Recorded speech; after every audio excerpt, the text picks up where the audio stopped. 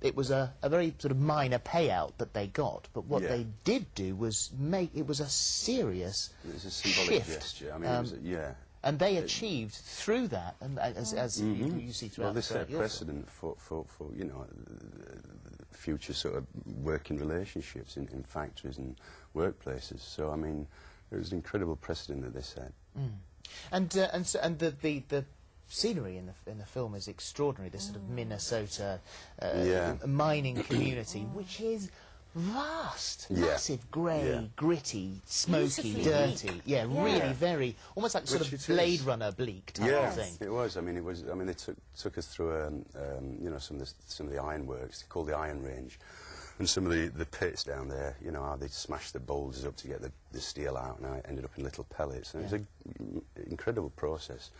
But it's, I mean, the conditions are absolutely awful, and you know, but it's a steel town, it's a mining town, mining city. So I can identify with that in some sense. That I'm from Sheffield, and you know, it's factory floor yourself. Yeah, my father was a steel worker, and I worked with him for some years. So you know, that helped me in some sense to identify with these people who. There must have been a split between you. I mean, you were very much sort of the worker on the worker's side when you were working on the welding floor, on the factory floor. But of course, your dad owned the company, didn't he? Yeah. So you'd be arriving in a posh car first thing in the morning. In the sort of shadow, in a Rolls, then. Okay, so you're in a Rolls to arrive to work. Steel cap boots. Yeah. How was that?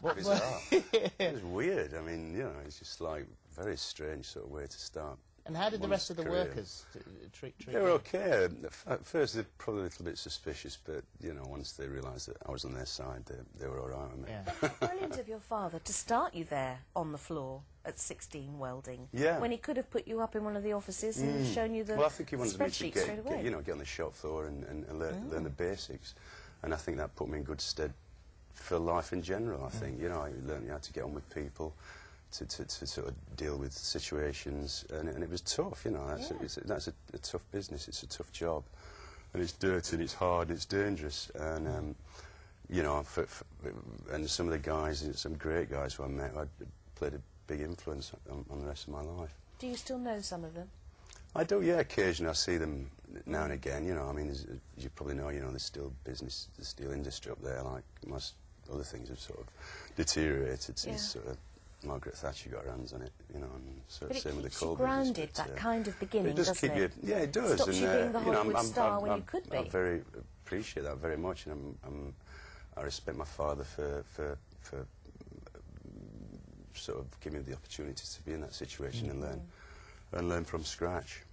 So is that why you know, so that sort of area of the country has an attraction? We are led to believe, I don't know how true this is, but it was written somewhere that your dream job would be a milkman in Coronation Street.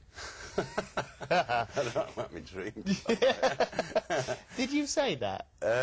I said it, and somebody asked me about it. I think I did an interview for some magazine about 3 weeks ago, and they said, "Thought about being in Coronation Street."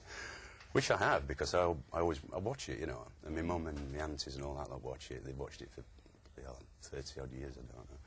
And so I'm sure they'd be very pleased if I was in it. And I just thought the milkman might be a good part. No, you know the dirty builder, Charlie, who's really horrible? You'd be a fantastic, his brother, wouldn't you? Ah, yeah, very good. Don't you think you could come in and cause havoc among the ladies, and they'd never know whether you were the good brother or the bad brother? And I could beat him up at the end.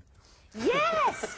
There we are. He's getting away from the nasty guy now. This is like, because in North Country you're sensitive, you're caring, you're great with Charlie Theron's the little boy character, terrific with him, working on your watches, you know. So it's very, very much sort of got rid of that nasty guy thing. Well, it's good, you know. I mean, it's a sort of refreshing just to play someone who is more compassionate, who has a sort of I don't know, that cares, that there is a kindness and a quality of caring behind this guy. You know, he's not trying to achieve anything. He's not allowed to work. He can't work because he's been injured in an accident.